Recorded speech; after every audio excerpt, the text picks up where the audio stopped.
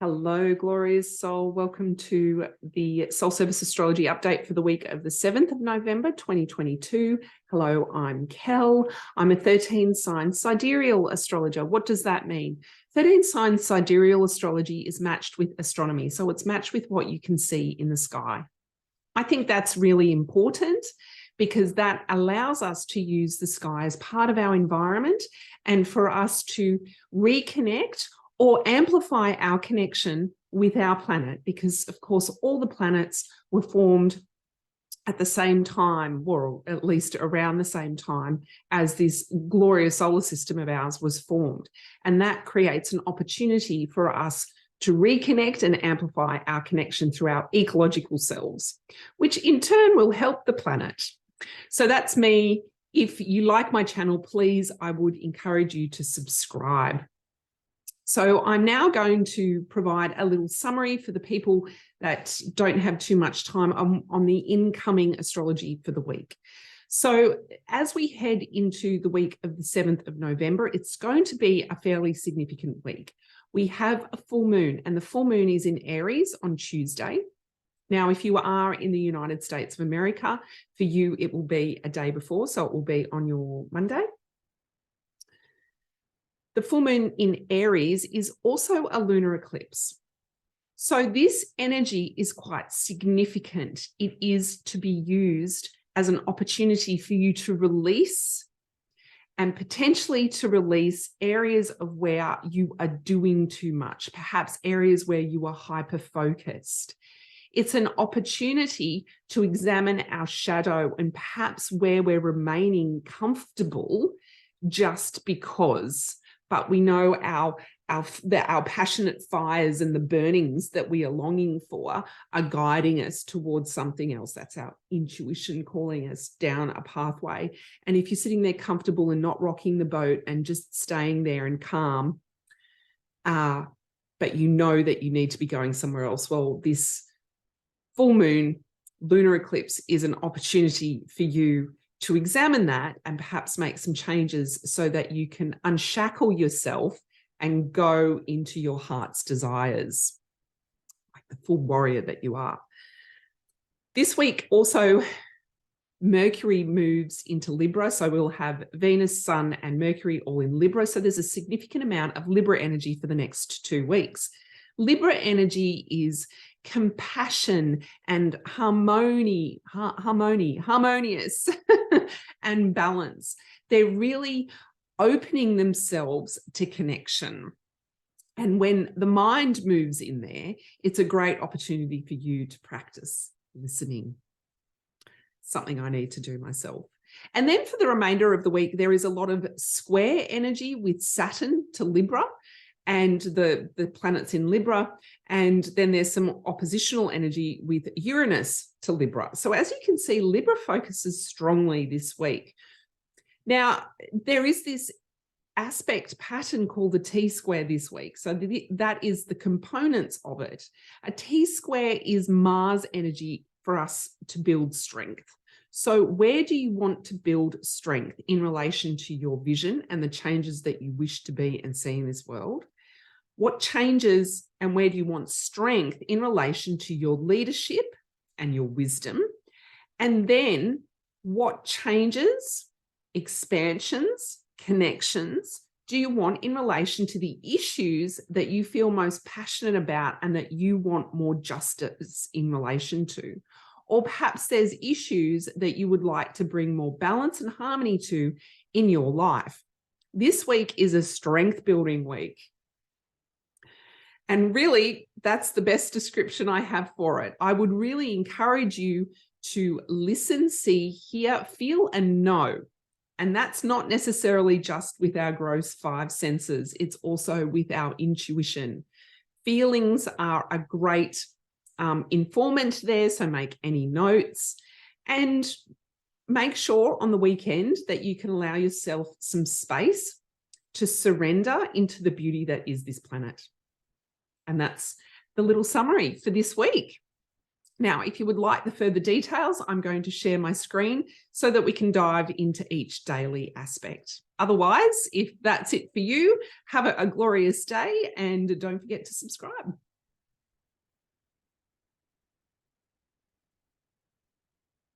And there we go. We have Monday's chart.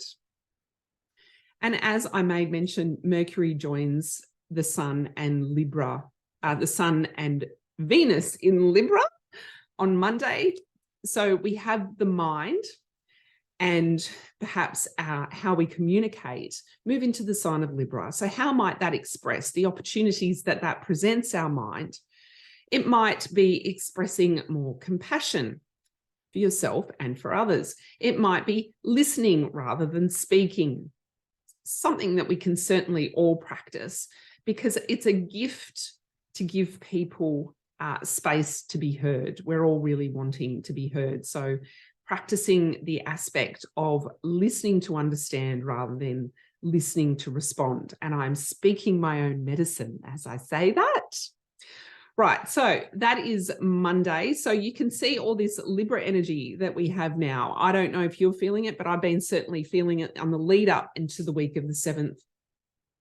But we have the full moon over in Aries, and it's a lunar eclipse. So let's unpack the lunar eclipse a little bit more.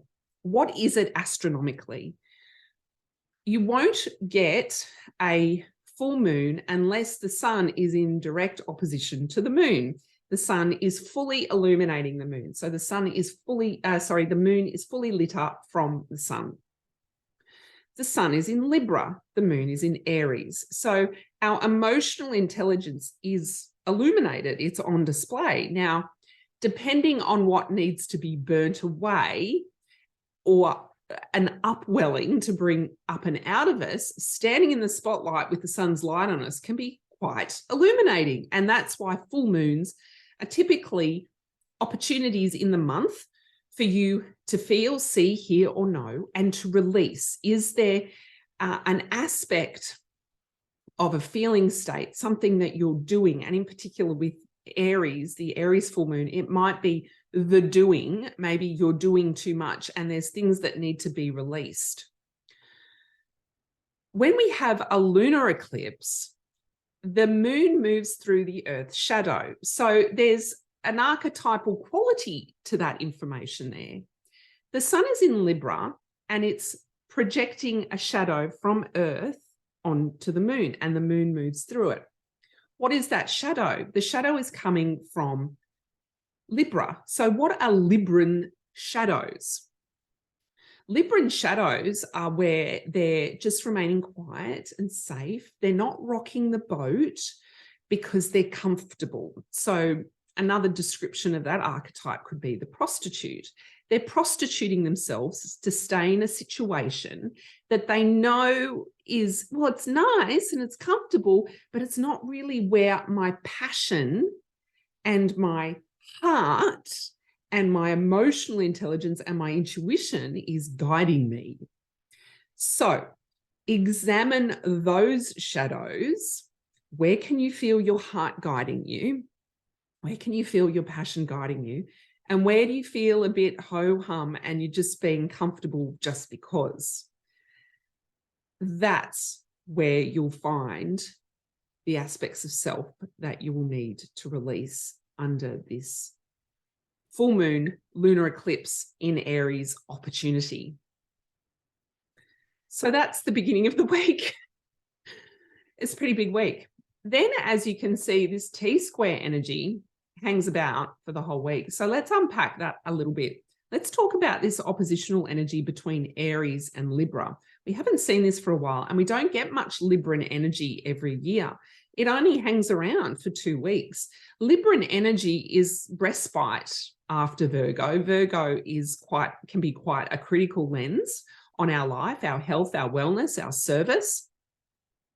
When we get into Libra, there's that opportunity to connect. So I've been certainly feeling it very strongly. It's okay, well, now I've done a bit of navel gazing. I've looked at myself. I'm good, but now can we go out and connect? And those connections at the moment are being called for to be made in communities and where you would like to see, feel, and be change. So that's that really Uranus quality, that rebel with a cause.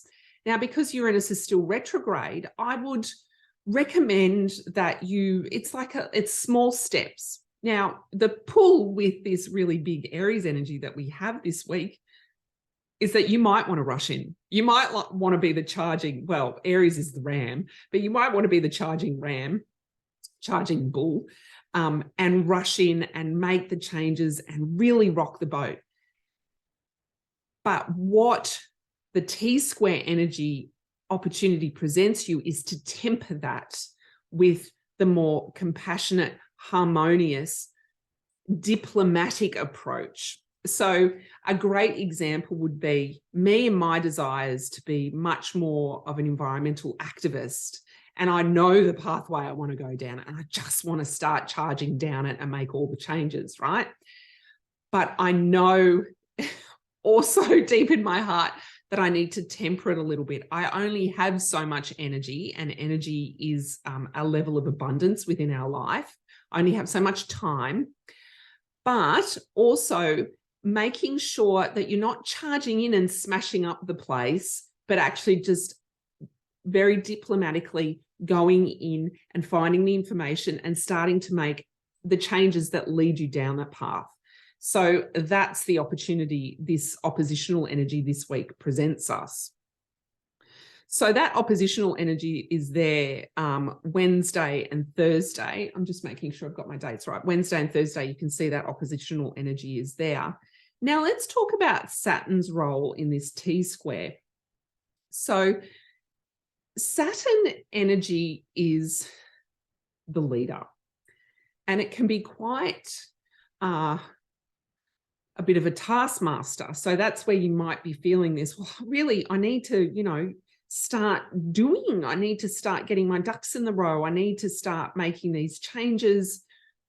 And I really want to get going. And, you Saturn cracking the whip.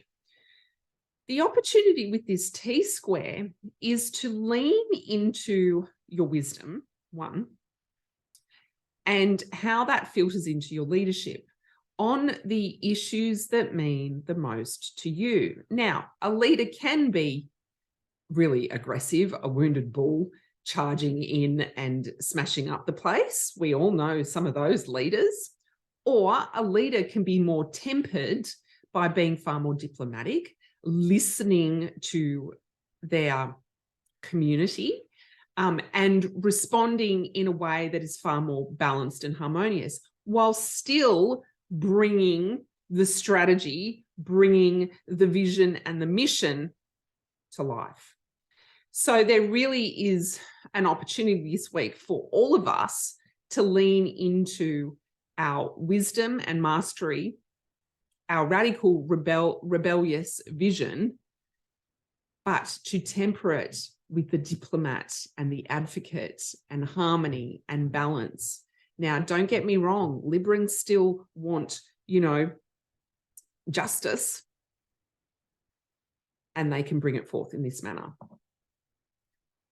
Then on the weekend, you'll notice this lovely trine that is happening at the weekend, and this is your respite. So make sure you allow yourself some time on the weekend to feel, see, hear or know, surrender, do some really beautiful things, reach out to connections that you love to connect with, that you love to be around with, have beautiful conversations, allow yourself to listen to all aspects of your mystical intelligence and surrender into that, knowing that this strength building exercise this week can be fed by your intuition, and you get to lean into it, and you can make small changes and that they're cumulative, and you can still focus down in on the path that you want to be going on.